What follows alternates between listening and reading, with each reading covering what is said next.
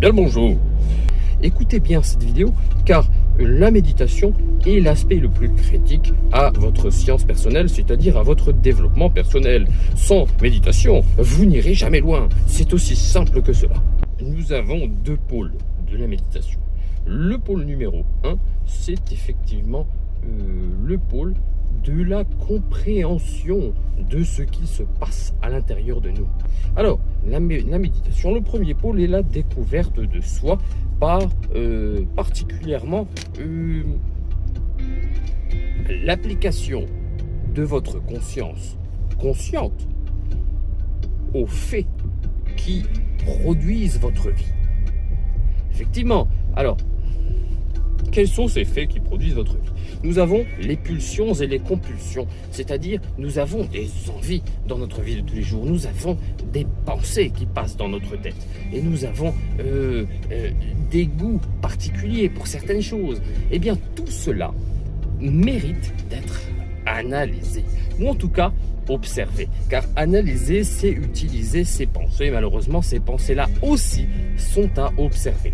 Donc, observer, l'observation est un ensemble qui prend en compte l'ensemble de l'analyse. Alors, nous voulons nous mettre non pas au niveau de l'analyse, qui est vraiment trop cérébrale et qui n'est pas du tout efficace, qui est même l'inverse de l'efficacité, car il peut produire des murs mentaux et des croyances limitantes. Non, nous voulons vraiment nous mettre au niveau de l'observation. L'observation a véritablement un aspect magique sur la vie, dans le sens où elle peut profondément modifier la teneur de nos croyances. Car je vais vous donner un exemple assez simple. Prenons l'exemple d'un enfant. Un enfant qui pense sérieusement qu'il y a un monstre sous son lit. Alors cette histoire est assez profonde en réalité, mais nous allons rester au niveau de l'exemple pour comprendre où je veux en venir, dans le sens où effectivement cet enfant a la pensée ferme que quelque chose se cache sous son lit, et cela est très embêtant pour lui. Cela empêche grandement son sommeil par la montée de peur, d'émotions de peur et de ressentis très désagréables. Alors effectivement la meilleure manière d'enlever ça est effectivement d'allumer la lumière. En allumant la lumière, cela permettra de jeter un coup d'œil assez loin quand même de ce qu'il y a sous le lit. Effectivement, à part quelques pelotes de poussière, eh bien il n'y aura pas grand chose d'autre. Eh bien il se trouve que dans cette configuration, si l'enfant n'applique pas à lui-même une forme d'observation de lui-même, alors la lumière, une fois éteinte, risque de provoquer de nouveau la peur. La peur ne sera pas partie, elle sera toujours présente. Et si elle ne revient pas le soir même, elle reviendra le lendemain.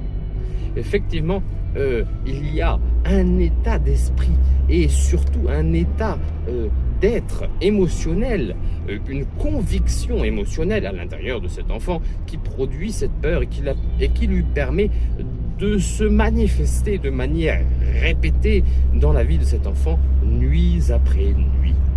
Alors, cet exemple est parfait, car la différence entre celui qui surmonte cette peur et celui qui ne la surmonte pas, c'est qu'il y a eu observation des schémas à l'intérieur de lui qui ont permis d'arriver à cette peur. L'observation, la méditation, est donc l'outil principal de désenchevêtrement de son être. C'est-à-dire qu'on se libère littéralement des camisoles et des prisons mentales que nous avons accumulées et acceptées dans notre vie et que nous avons même parfois construites. Cela est le premier pôle et mérite d'y passer un certain temps, et vous allez, si vous venez de commencer, vous allez y passer de nombreuses années. Mais c'est normal et vous avez tout de suite l'intérêt de le faire, car l'intégralité de votre vie et de vos conditions de vie pourront changer à partir du moment où vous y mettrez. Je vous assure et je vous promets un changement radical de votre vie, absolument radical de votre vie. Et je ne gagne pas d'argent en vous disant ça. Cela est véritablement la clé vers une vie à la fois plus signifiante, mais aussi plus profonde et surtout avec une plus grande maîtrise de votre part sur chacune de ces variables. Alors, Nous entrons maintenant dans le deuxième pôle de la méditation, qui est réservé à tout le monde, mais qui est particulièrement celui des sadhus ou des grands maîtres, des grands magistes. En fait, c'est le développement de ses capacités. Alors, un sportif professionnel le fait déjà. Oui, effectivement, il regarde son régime, il va au sport régulièrement, il s'entraîne de manière ritualisée. C'est de la magie, l'entraînement pour un sport. Attention, et il apprend finalement à maîtriser chacune des variables de son corps sans céder à la moindre des pulsions. En tout cas, s'il cède, il sera capable d'avoir les manières de se réparer, de se restaurer et de continuer sur sa lancée. Bien cela est une forme de méditation de niveau 2, effectivement, car elle permet d'acquérir des capacités extra-humaines. Véritablement, la méditation dans cette conception-là est la porte vers le surhumain. Alors, la porte vers le surhumain, c'est aussi ce qui a permis à Einstein et à Tesla de trouver les idées qui ont littéralement bousculé l'égrégore de la science. Effectivement, donc elle peut être entraînée partout. Nous pouvons ritualiser chacun des entraînements. Nous pouvons arriver à obtenir chacun des objectifs les plus profonds à notre être lorsque nous nous entraînons et lorsque nous ritualisons notre développement de capacités personnelles. Et alors, cela est merveilleux, cela est intégralement merveilleux, vraiment. Nous entrons à ce moment-là dans la magie de manifestation. Oui, certes. Car j'ai dénommé que ce niveau 2 s'appelait la magie de la manifestation.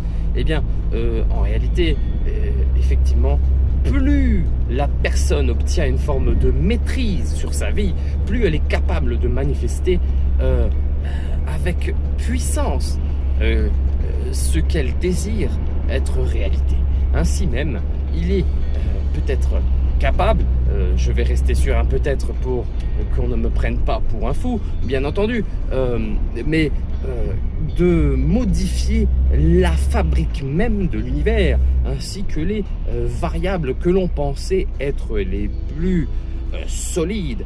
Évidemment, la lévitation, faire du feu avec ses mains, produire de l'électricité avec son corps, faire bouger des objets à distance, tout cela est une possibilité humaine, extra-humaine, et quelque chose que seuls très peu d'hommes sur Terre aujourd'hui sont capables de faire.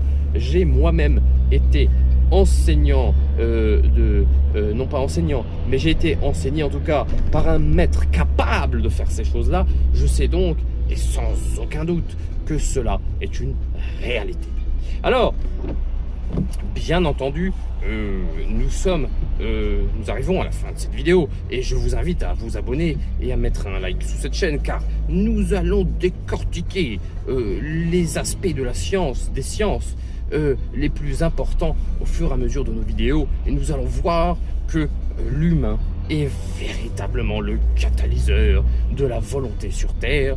Et vous savez, Papus a défini la magie pratique comme la chose suivante: la volonté humaine dynamisée appliquée aux forces de la nature. Alors, sur ces bonnes paroles, je vous souhaite une merveilleuse aventure avec moi.